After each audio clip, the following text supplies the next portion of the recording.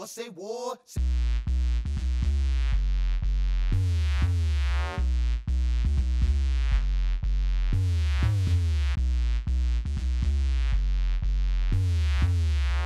Hi guys, welcome to the UFC review. We're going to be taking a look at the next UFC pay-per-view in UFC 245 coming up on December 14th. It's a big event, a lot of big fights going on. Before we go over the details, I want to give a big shout out to our sponsors, Tata's Hot Sauce. Amazing sauce, amazing rubs. Go check them out. St. Clair and O'Connor. Can't miss them up. You're missing an opportunity. Best hot sauce in town. This upcoming UFC card is going to be great. There are 3 titles up for grabs. There's some big names on this card. There's going to be some names on the undercard. Well, one fight on the undercard in particular that we really want to take a look at. But we're going to go over everyone on the main card and one fight on the undercard.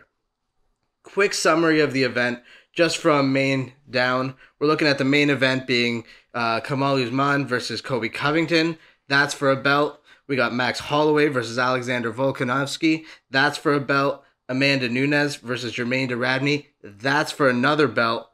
We got Marlon Morales versus Jose Aldo. Jose Aldo, a legend. Anytime you can see this guy fight, you know it's going to be good. You got Peter Yan versus Uriah Faber. Uriah Faber really coming back again against a challenger who's really got some muscle behind him. We're going to see if this is just a flash in the pan comeback or if it's a real thing. Going to be an exciting fight. And the one fight I really want to see on the undercard is Matt Brown versus Ben Saunders. Now, Matt Brown had a big tear where he was knocking people out and doing a lot of damage in fights. Ben Saunders, he wins every fight he's in that's not in the UFC. He's one of those constant border guys, but he comes to fight, so I think that's going to be a fight to watch. Now, we're going to go in a little more detail, one at a time. So the first fight I want to talk about is going to be on the undercard. It's Matt Brown versus Ben Saunders. Now, this is going to be just a great fight.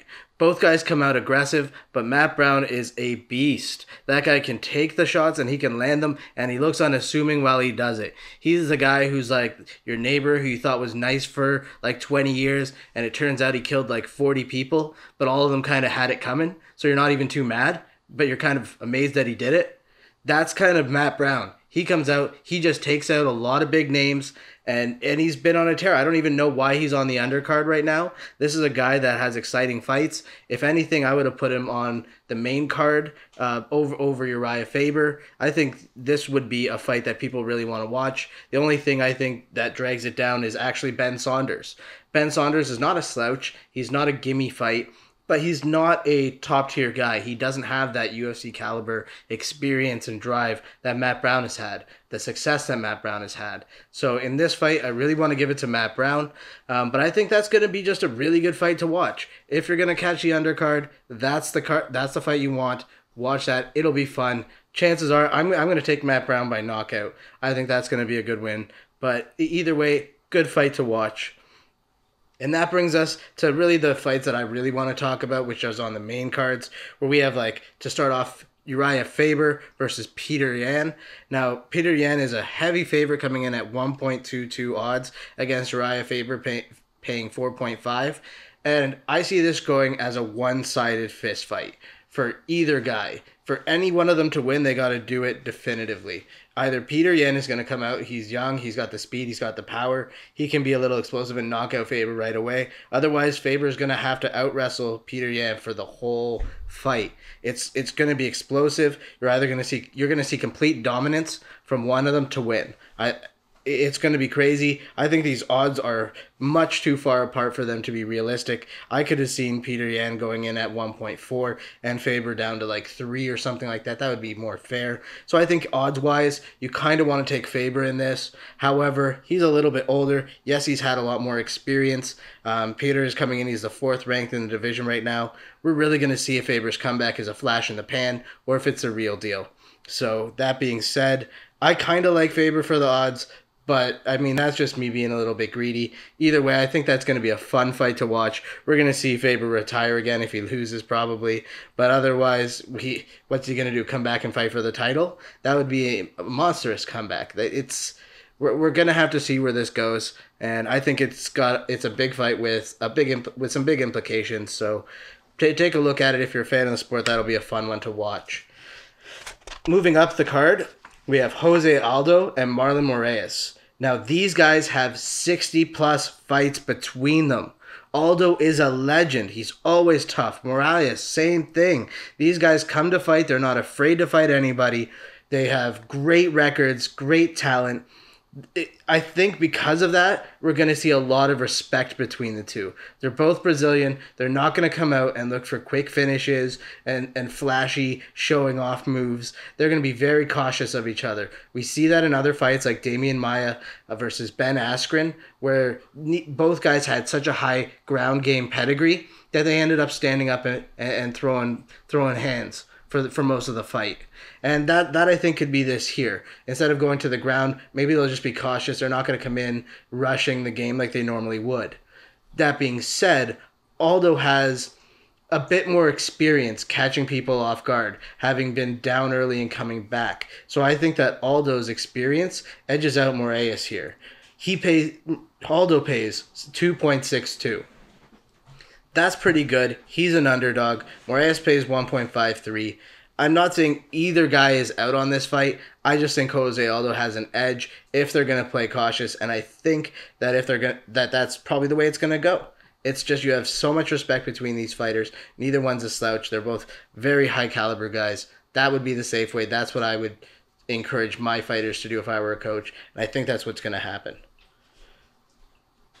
We are moving on to the triple main event. There are 3 belts up for grabs here, starting with Amanda Nunes versus Germaine de Randamie. Now, Germaine is, in my opinion, a coward. She took the first belt from Cyborg in the division that Cyborg was going to have when Cyborg couldn't make weight. They told her you have to fight Cyborg next. She relinquished the belt. Amanda Nunes stepped up and took out Cyborg, knocked her out. Now de Randamie is coming at her like no big deal. I'm sorry, but if you are afraid of Cyborg, you should be shaking in your knees at Nunes. Right now she's unstoppable, knocking out everybody, taking 2 weight divisions. There's no one that can stop her. I mean, maybe Cejudo, but that's a story for another day.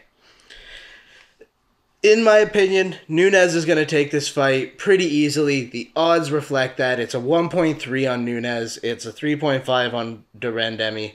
And to be honest, I just don't see Germaine de Randamie doing very much in this fight that Amanda Nunes hasn't already dealt with or has the skills to just mute entirely. If we're talking strength, Nunes. We're talking accuracy, Nunes. You're talking drive, Nunes.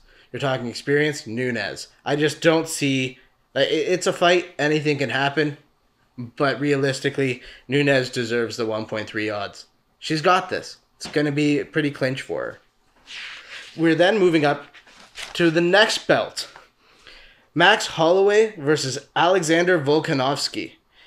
This is going to be the fight of the night, guys. Keep your eyes on this. Do not blink. You've got Max Holloway, a guy who's come in as underdog time and time again, even when he was the champion, to beat the odds and look good doing it. Everyone for years asking what can stop Holloway. Well, Poirier did. Okay? Now, he went up in weight class to fight that fight, and he still looked good. But in a war that Poirier stopped him. He took a lot of damage, and he's taken a lot of damage. But he still comes out every single fight looking the same attitude. He's a guy that you don't want to doubt. But after how many wars, how much does he still have left in the tank? Volkanovski, he's fought fewer top-tier guys, but he's still got a 19-1 record. And some of those top-tier guys were amazing, the best in their field. Aldo, best striker. Mendes, best wrestler. Elkin, the brawler who can take the most damage in the whole UFC. And he beat all 3 of them. Made it look easy. I mean, this is a sport where you're eventually reaching a top tier. You have to go for it. You have to be aggressive. Both of these guys show that. Neither one of them is afraid of the other. They're going to go in there. This is going to be a 5-round non-stop fight. It could go either way. In my opinion, it's 50-50. Max Holloway pays 1.58. Volkanovski pays 2.4.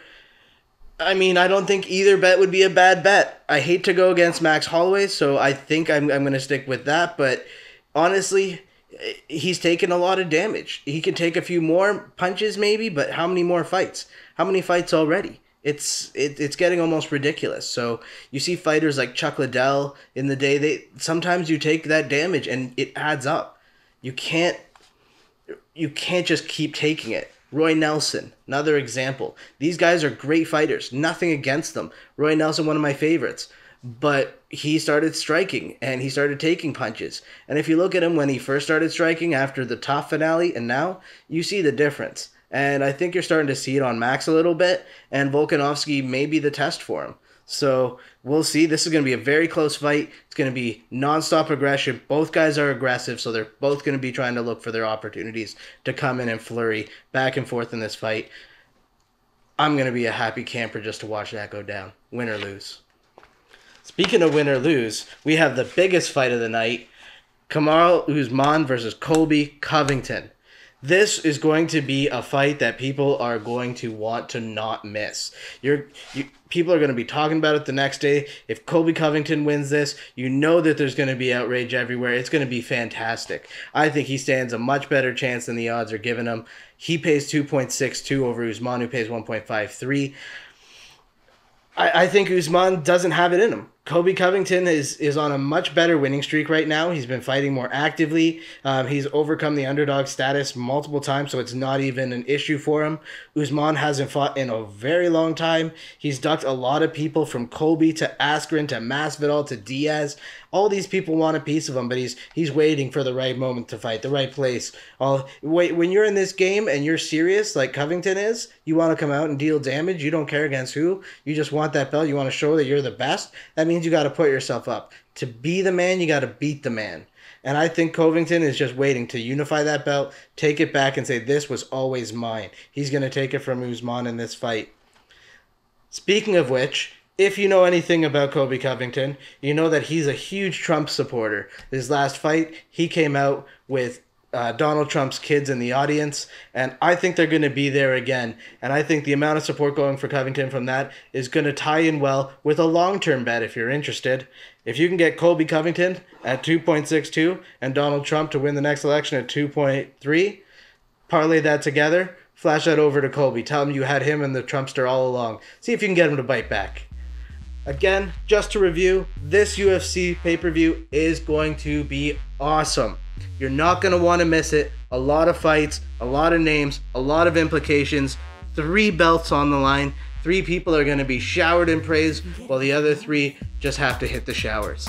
And we are not going to be bored. This is going to be fun to watch. Grab your favorite hot sauce, your favorite chair, your favorite drink, and enjoy the night. December 14th, UFC 245. Good luck. Good bets. Yeah.